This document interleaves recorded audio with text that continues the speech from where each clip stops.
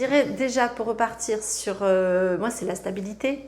En fait, l'ego est stable à partir du moment où tu acceptes que la stabilité c'est un déséquilibre. Voilà, c'est un petit peu bizarre ce que je raconte peut-être, mais faut pas que l'ego soit enfermé. Dès qu'il est enfermé, de toute façon, il va taper, il va partir sur des crises à droite à gauche. Donc, ce qu'on a besoin en termes d'ego, c'est d'être sur une dynamique.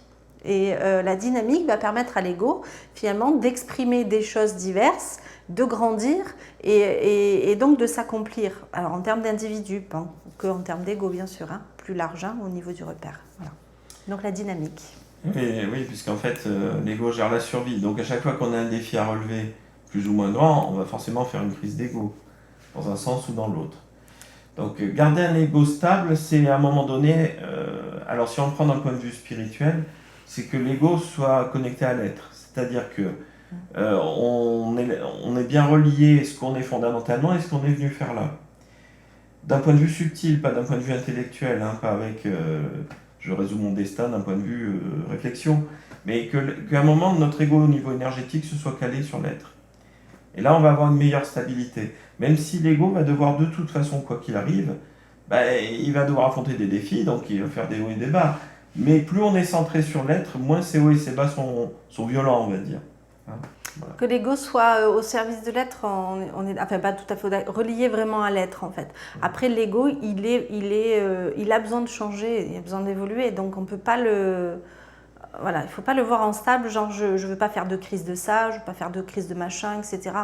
Des fois, faire une crise d'ego, bah, c'est une manière quelque part de revoir un système ou une stratégie. Voilà. C'est un accord entre plusieurs niveaux profonds. J'essaie de le décrire au mieux, mais si une part de nous sait qu'on est en train de relever un défi qui est juste, qui est ce qu'on a besoin pour évoluer, même si on affronte une peur ou bah, l'ego va s'exprimer de toute façon, ou un stress, on va quand même avoir une part de nous qui nous guide là-dedans. Hein, ce que les gens appellent l'ange gardien ou Tu mets la bonne dehors. étoile ou les choses comme ça. Souvent, c'est exprimé comme ça chez les gens.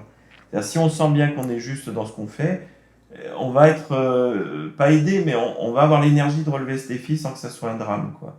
Voilà. Ouais, je le traduirais, alors ça extérieur, je suis assez d'accord, à ange gardien, etc. En termes de stabilité, on sent une énergie qui est comme une forme d'assise.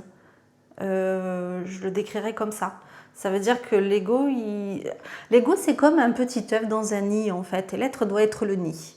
Et beaucoup de personnes inverses ont besoin d'avoir un ego qui gère tout, et puis finalement, l'être, ils le mettent comme l'œuf au milieu, c'est inversé. Voilà. Donc je dirais que l'être, c'est le nid, c'est la base sur laquelle l'ego peut s'appuyer.